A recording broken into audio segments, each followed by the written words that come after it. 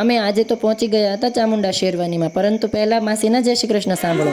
જય શ્રી કૃષ્ણ બધાને, જય શ્રી તો કૃષ્ણ. રંઘોળાથી નીકળી અને અમે પહોંચી ગયા હતા શિહોર. શિહોર સુધી મેં ગાડી ચલાવી અને કાકાને પાછળ બેસાડ્યા. એ બાને મને ડબલ સવારી શીખવા તો મળે.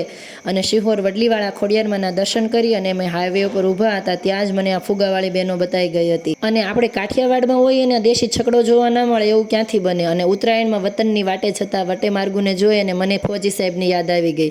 ત્યારબાદ મળી ગઈ હતી આ બેનપણીઓ અને અમે લોકો ચાલ્યા ચામુંડા શેરવાની અને ચણિયાચોળીમાં. અમારા ઘરે નાનકડો પ્રસંગ આવવાનો છે તો તેના માટે આઉટફિટ શોધવા માટે અમે આવી ગયા હતા ચામુંડા શેરવાનીની અંદર. અહીંથી વધારે શ્રેષ્ઠ આઉટફિટ તો ક્યાં જ મળવાના હતા. એકદમ સરસ સરસ ચણિયાચોળી, વેસ્ટર્ન લુક માટેના ગાઉન, વળી કપલ સેટનો તો અહીં ભંડાર હતો. ઘરે આવતા નાના મોટા પ્રસંગ અને તેની રસમ, હલ્દી, પીઠી વગેરે માટે પણ અહીં આઉટફિટ હતા. તો શિહોરની આસપાસ રહેતા લોકો માટે આ એક શ્રેષ્ઠ ઉપાય છે કે તમારા ઘરે આવતા પ્રસંગો માટે તમને સારા એવા આઉટફિટ અહીંથી મળી રહેવાના છે. હવે આખા શોરૂમની મુલાકાત હું કરતી હતી અને એક એક ચોલીને હું નીરખીને જોતી હતી. એમાં મોરલાવાળા, ગાયોવાળા વગેરે આવેલા નવા પીસ તો મારું મન મોહી જ લેતા હતા. આ શોરૂમમાં જેવા ચોલી રાખેલા છે તે જ શોરૂમમાં બાજુમાં એવા જ કપલ સેટ માટે શેરવાની પણ મળતા હતા.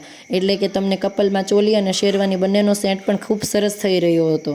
અમે અમારા ઘરના પ્રસંગ માટે વેસ્ટર્ન આઉટફિટ પસંદ કર્યો હતો, કારણ કે આજકાલ વેસ્ટર્ન આઉટફિટ ટ્રેન્ડિંગમાં છે. વળી અહીં ચેન્જિંગ રૂમની પણ સુવિધા છે, એટલે તમે ત્યાં ચોલી પહેરી અને ટ્રાય પણ કરી શકો છો. અને આ તેમનું એડ્રેસ, તમે એકવાર જરૂર મુલાકાત લઈ શકો છો. હવે આ લેડીઝના આઉટફિટ સિલેક્ટ કરવામાં ધર્મને તો ઘણો કંટાળો આવતો હતો. તે તો સૂઈ પણ ગયો.